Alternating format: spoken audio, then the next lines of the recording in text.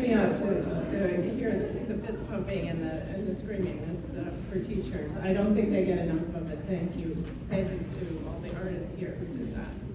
And now let me introduce our honored guest. Oh my goodness, are you going to be entertained? No pressure. She was herself a winner of a Westlake Village art show high school competition a couple years ago. She is one of the most interesting people to listen to. I can't wait for you to hear about what she does. I'm not going to speak anymore. Helane Freeman.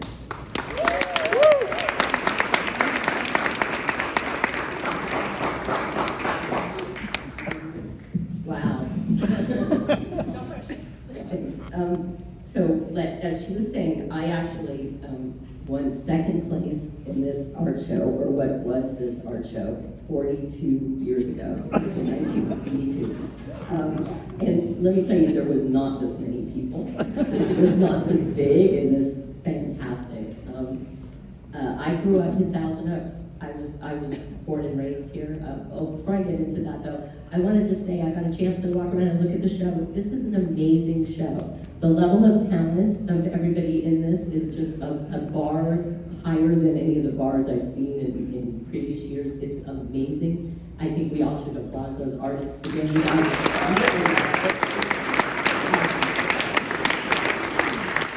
It makes it such an honor for me to be able to be here and be with you guys at this time when you're getting recognized. I did grow up in Thousand Oaks. I was born and raised here. When I was a kid in elementary school, I was what they now call dyslexic and ADHD. So maybe some of you guys can relate to that. Thank you to the teachers that are out there, the art teachers that understand about kids like us, and that we learn differently, and that you need a little bit more patience with us. I appreciate that. My parents are accountants. They said they let me out of the box. I'm so thankful for that. When I was a kid growing up here, I didn't learn to read until I was in the 8th grade. When I did write sentences, I remember my mom would take me into the bathroom and she'd show the reflection in the mirror. And she would tell me that that's the way words are supposed to look and sentences are supposed to look. So I kind of realized that instead of having a disability, maybe I can turn that into an ability, because I can look at things and visualize things differently than anybody else can. And every one of us is different like that, so we all can monopolize on the things that make us different and have them be our abilities, maybe, and not our disabilities. So I encourage that highly.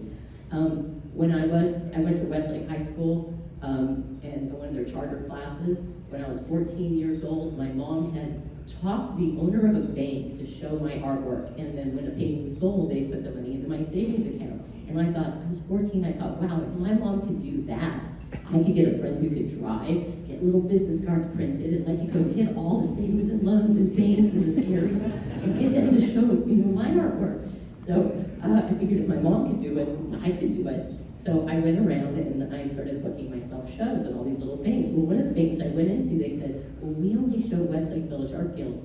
And I was like, what's that? So here I was, 15 years old, and they turned me on to the guild. I became a member at that point, used to go to the dinner demos, and they had an exhibit chairperson, and that person said, hey, we have all these other places to show art. Who wants to show? And I was like, me, I do. So I started showing my work all around town.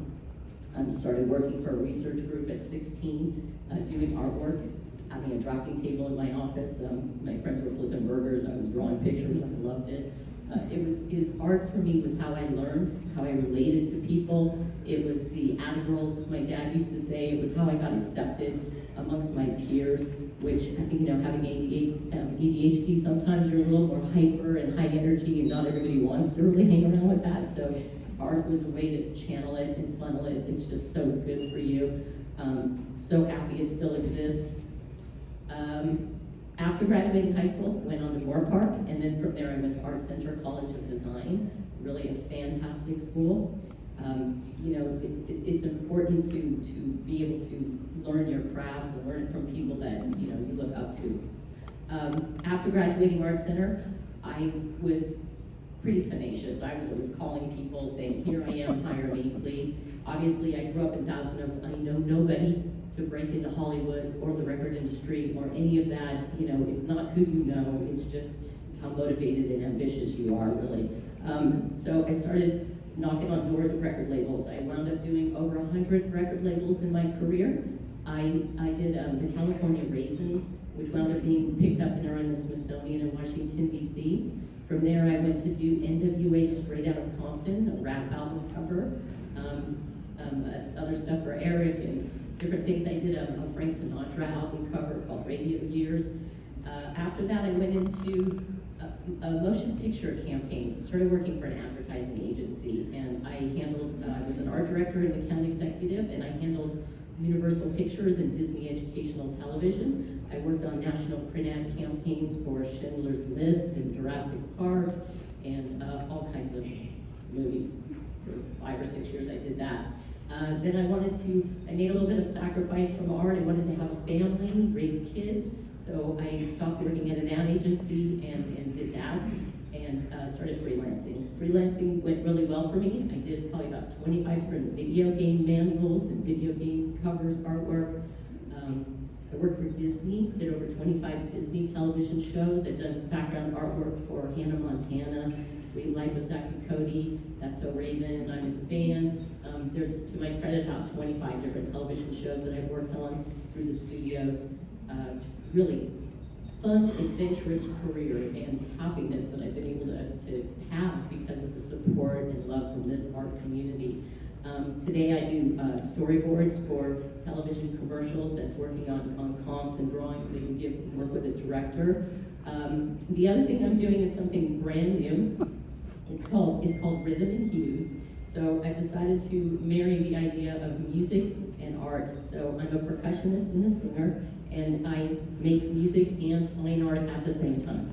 I get my fingers full of paint, and my boards that I paint on have amplifiers on them, little pickups, and I play with live musicians, and we make music and art at the same time. And I do 3 paintings in an hour and a half. It's kind of amazing. I do have 2 shows coming up. These are the flyers. I have them on the front table when you first walk in.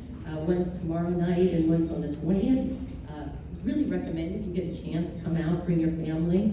It's an experience like nothing you will ever see. So you never know in this world what being an artist and being a creative is going to bring for you.